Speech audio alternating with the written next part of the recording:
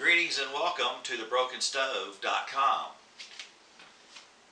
For our first little episode today, Saturday, it's going to be a NASCAR race tonight, and we're going to do some New York strips on the grill. We've gone to, my wife has gone to the grocery store to get some fresh cauliflower and broccoli. We're going to roast that, and we'll have some potato wedges and maybe some other little snacky stuff to eat and enjoy for the race.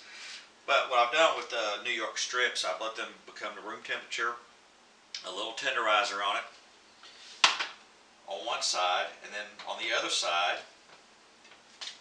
we're going to use some table blends, low sodium, just a little extra stuff. It has garlic and herbs and stuff like that. It's very, very good on meat. Just a little light coating on each one, rub it in, make sure it gets all around.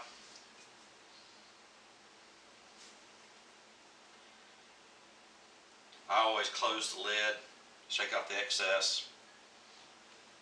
That way it doesn't keep a mess going on the all over the place. Anyway, I hope that you kind of stay tuned and enjoy as we progress through the show. So we're going to let this kind of just simmer for, well, not simmer, but just kind of marinate for a little bit in its own. And then a little while we'll prepare the grill, start cooking, and enjoy the afternoon. Stay tuned and enjoy.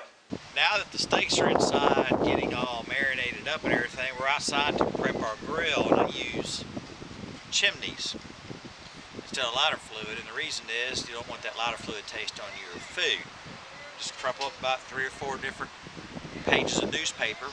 If you have a big grill, because I've got a large cooking area, you want to get 2 of them. Just crumple them up,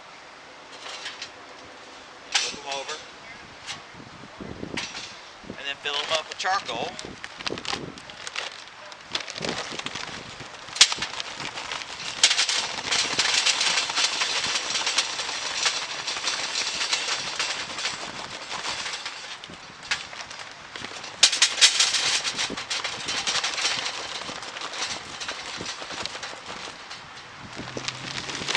The reason I use 2 of them is because I'll take them when they're fired up and heated, and I'll dump them. That way I cover the whole cooking area in a nice, neat dome throughout the whole base of the grill.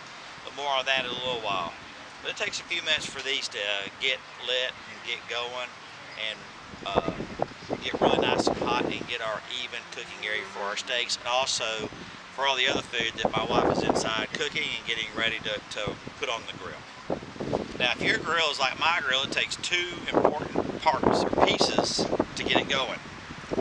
This and this.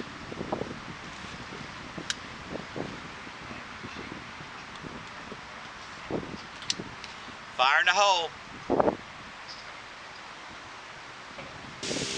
Now that the coals have been dumped out and the grates are on, they're kind of heating up. They're a nice white ashy coal. We're going to kind of let that settle down and control this temperature right here. My wife is inside prepping the rest of the dinner, so let's go inside and check out and see what she's got going on to put on the grill besides the meat. Now my wife has prepared some potatoes, some onions, some carrots, and put a little seasoning, some garlic, some butter, and all that stuff on here.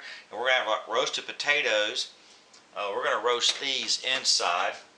Then here's some fresh cauliflower that we got that's got garlic and butter on it. That's going to mix up into this, and this is going to be a nice addition for the steaks that we're fixing to go put on the grill. Now that we got a good medium heat going on, we're going to put our steaks down here, and we're going to let them cook for about 5 minutes. And then here in about 5 minutes, we're going to flip them. We're going to try to sear it a little bit. It's going to be a constant flipping because you want the juices to run in and out, because the heat swells and then it goes back out. So we got a good fat content right here. So everything's coming together really nicely, don't you think? Look how nice these are cooking up. Nice golden. Keep flipping them about every 5 minutes. That keeps the juices flowing and make them nice and tender. The trick is to make sure you start this with the stuff in the kitchen. That way everything is ready at the same time. And here we have it, folks. Easy as 1, 2, 3. Roasted cauliflower. 1 ingredient. Potatoes, carrots, and onions. And off the grill's the steak. This is how we cook. And for dessert, we probably have something special too. Bon appetit, everybody. Look, it's a happy plate. Now that we just had a very delicious dinner, my wife Dee is now going to describe a very delicious dessert, apple cake. Yummy! Apple cake, easy as 1, 2, 3, from a very good friend of mine. Very simple steps. 1 cup of oil, 1 tablespoon of vanilla, 1 teaspoon of cinnamon, 2 cups of sugar that I poured in there, 2 eggs, I got 3 cups of flour, 3 cups of apples, which turns out to be about 3 apples. So whisk this all together.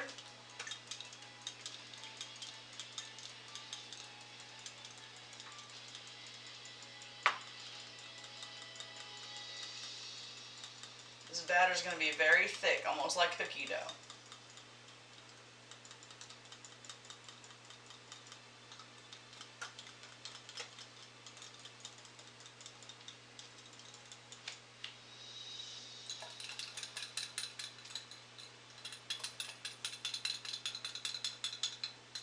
Any kind of apples you want to use is fine.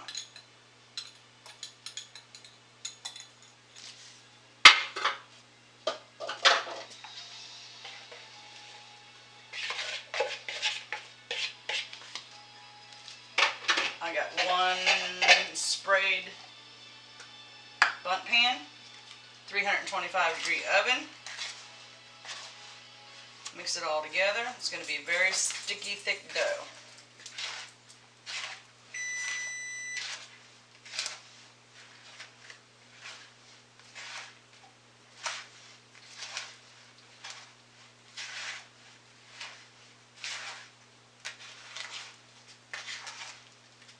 It's going to look almost like cookie dough. For some reason, it turns out to a beautiful cake. And the flour has to be self-rising flour. Can't use all-purpose. You'll see in the end why. You think this would never turn into a beautiful cake, but it does. Pour it in the bundt pan. Bake it at 325. It takes an hour to bake. Like I said, it looks like cookie dough, but it turns into a beautiful cake. What?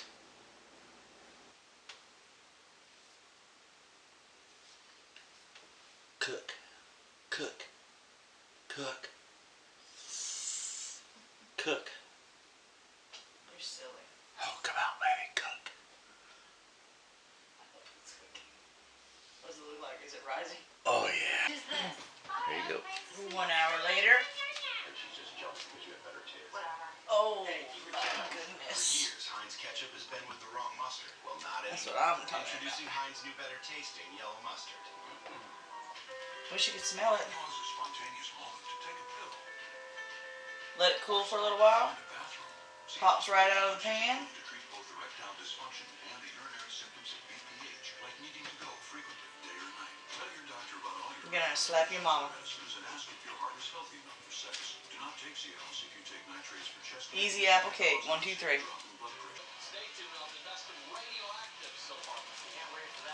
No, dear, not yet. Damn.